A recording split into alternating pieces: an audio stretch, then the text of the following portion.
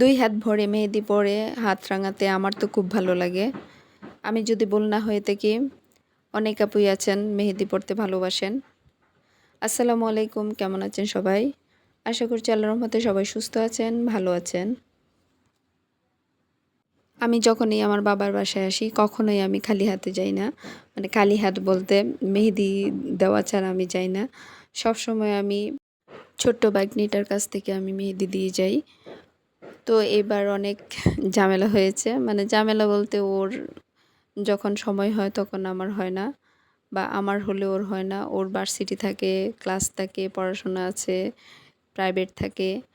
তো অনেক সময় দেখা যাচ্ছে যে ও যখন ফ্রি থাকে তখন আমি ব্যস্ততার মধ্যে থাকি আমার ছেলেকে নিয়ে।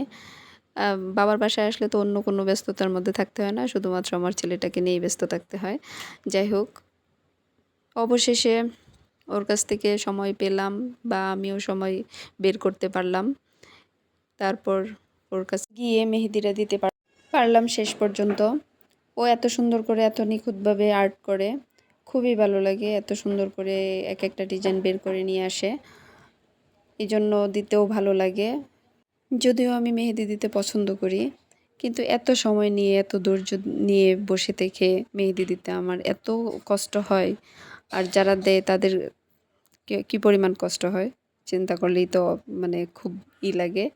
যাই হোক, আগে যখন ছোট সময় দিতাম, আমার একটা আপু বলতো, তোকে মেহেদি দিয়ে লাভ নেই, তুই বেশিক্ষণ রাখবি না, তুই এখনই মানে মুছে ফেলবি, ধুয়ে ফেলবি, তোকে কষ্ট করে দেওয়া পর্যন্তই। তো এইরকম করে তারপর উনি উনি দায়িত্ব নিয়ে আমার মেহেদিটাকে দিত। তারপর ওনার দায়িত্বে আমি যতক্ষণ না পর্যন্ত শুকাতো ততক্ষণ পর্যন্ত মেহেদিটা ওনার কাছেই থাকতো, মানে আমার হাতটা ওনার কাছেই থাকতো। এতটা মানে অধৈর্য ছিলাম। এখন মোটামুটি ধৈর্যশীল হয়েই গিয়েছি। যাই হোক, অনেক কথা বলে ফেললাম। তো আমার ভাগ্নিটা সম্পর্কে বলি, ওর একটা পেজ আছে। পেজটা আমি কমেন্ট বক্সে দিয়ে রাখবো। যদি কারো ভালো লাগে আমার মেহেদিটা দেওয়া, তাহলে নক করতে পারেন। আর ওর মেহেদি দেওয়া তো আসলেই আমার খুব ভালো লেগেছে, বিশেষ করে পদ্মটা এঁকেছে অনেক সুন্দর করে। আর এর ভিতরে দুইটা হাত যখন মেহেদি দিয়েছিলাম তখন আসলে দুটো হাতেরই ভিডিও করেছিলাম। একটা হাতের ভিডিও করে আমি রেকর্ড করেছি, মানে রেকর্ড ভয়েস দিয়েছিলাম, তখন ওটা কীভাবে জানি ডিলিট হয়ে গিয়েছে। যাই হোক, এটা নিয়ে অনেক মন খারাপ ছিল। অনেক কষ্ট করে আসলে আমাদের রেকর্ড করতে হয়, তারপরও যদি এটা নষ্ট হয়ে যায় তখন আসলে অনেক কষ্টই হয়, তখন আসলে কিছু বলার থাকে না।